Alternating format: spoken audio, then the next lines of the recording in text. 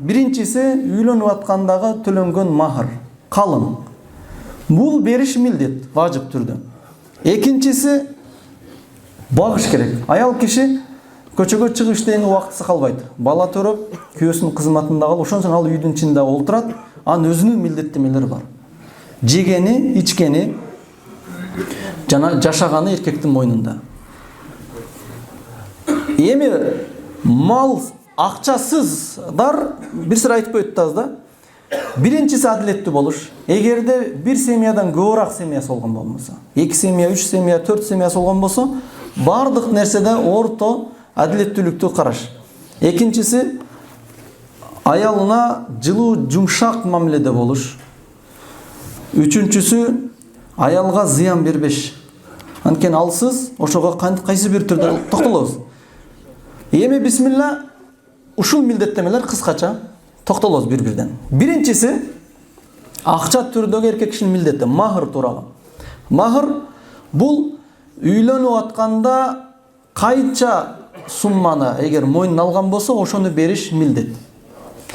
Алла Таала Кур'анда ва атун ниса садакатухунна нихла. Алардын махрларын жөн эле бергиле, эч кандай нерсе кошпостон. Нихла деген сөз мен махр берем, бирок сен бир нерсе бересиң эмес, соода эмес, жөн эле өткөрүп, милк кылып бергиле. Бул Алла тарабынан кандай түрдө келип атат? Буйрук. Ва ату, эркектер бергиле. Аялдарды махрларын бергиле. Эчтекени иваз кылбастан бергиле. Анан албетте махр бул аял кишинин күйөөсүнө өзүн багыштап, мойын өзүнүн милдеттемелер жүктөгөнгө баасы эсептелинбейт. Баасы жок, бирок эсептей албайбыз, бирок ушул нерсеге ыраазы болду, ыраазылыктын эсебинен кимдир бирөө көп, кимдир бирөө азыраак берет. Бир нерсе эваз болуп калсын, анткени ал атасына милдет, кандай милдет болсо, ошол сыяктуу эле күйөөсүнө мындай жакшы мамиледе кылганга, моюн сунганга өзүн арнап атат. Ошого макул болуп атат, бирок ошонун бир чекеси гана эсептелинет.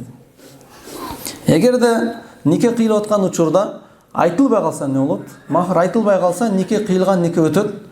Бирок калып кеткен нерсени таап чыгып эч болбосо, жанындагы аялдардын махр мисл деп коет. Махр мисл дегени башка өзү сыяктуу аялдардын калыңы канча болсо ошол берилет.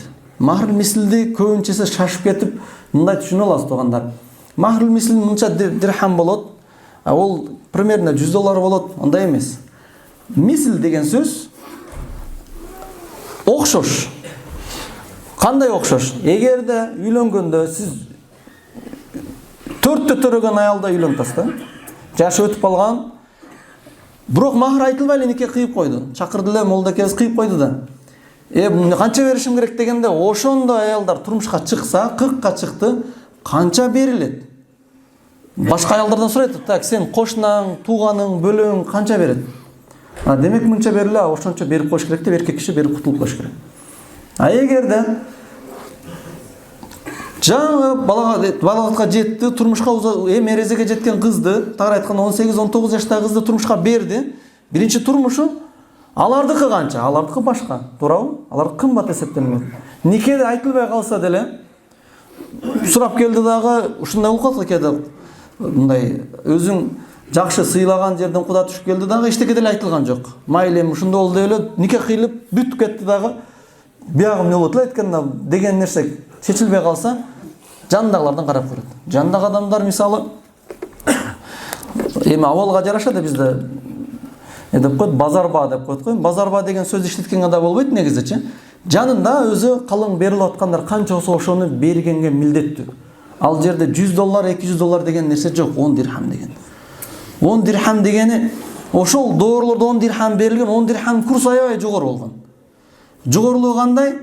600 дирхам акча зекет бергенге милдеттүү. 600 дирхам ошол эле доордо 80 грамм алтынга барабар болгон. Азыр 600 грамм алтынын күмүшүн 65 сомдон эсептелген 30 миңге жетпейт алчы.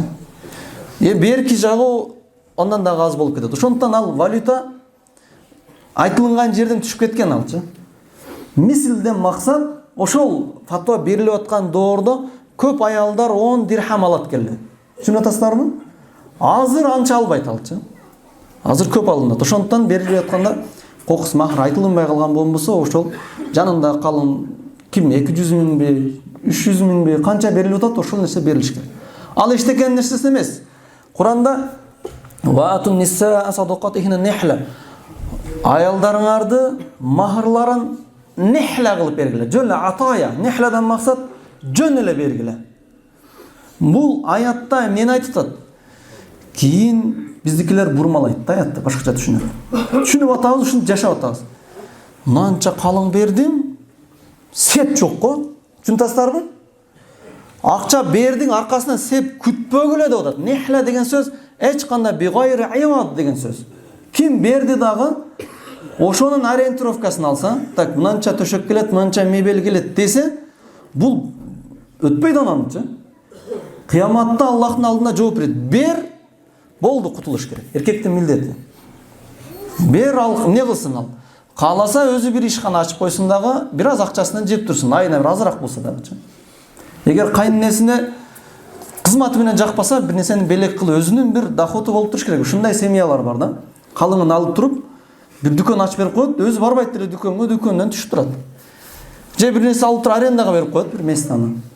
Ошодон аз болсо дагы түшүп тура турган нерсе акча болуш керек. Өзүнүн мүлкү да. Нихла болуш керек. А бирок септин ориентиринде алынган нерсе мен айта албайм. Өтпөйт деп айта албайбыз. Ол мындай образга кирип кетип айтыла турган сөз да. Бирок аятта эмне деп атат? Эч кандай эваз албай бергиле депчи. Берип туруп, бирок биз күтүп атпайбызбы? Так, мынча калың бердик эле, сеп жок. Көп нерсе биз кыз узатканда ашырып беребиз. Түшүнүп атасыздарбы? Нихла болбой да берип аткан бакыр. Мейли ашырганы бериш керек. Мисалы 200 миң, 300 миң сомдук келип табып, сиз 500 миң беришиңиз керек нихла кылыпчы. Мына 300 миң канча өзүң эле алып келип атасың, мына бул 200 сеники. Ашыкчасы менен депчи. Эч болбосо наркы жактан келген болсо эми алып келбе деп айтканга болбойт. Алып келген чакта деле ошодон ашыра бериш керек атайы кылыпчы. Бул эркек кишилердин милдети. Баарыбыз бул жерде эркек кишилер отурабыз. Кыяматта Аллахтын алдына барганда мен силерге буйрудум. Аялдарыңарга эчтеке күтпөй эле махрын, калыңын бергиле. Ал калыңдын эвазына сага эчтеке келбесин деп айтса, биз ошону кылбаган болсок кыяматта жооп беребиз.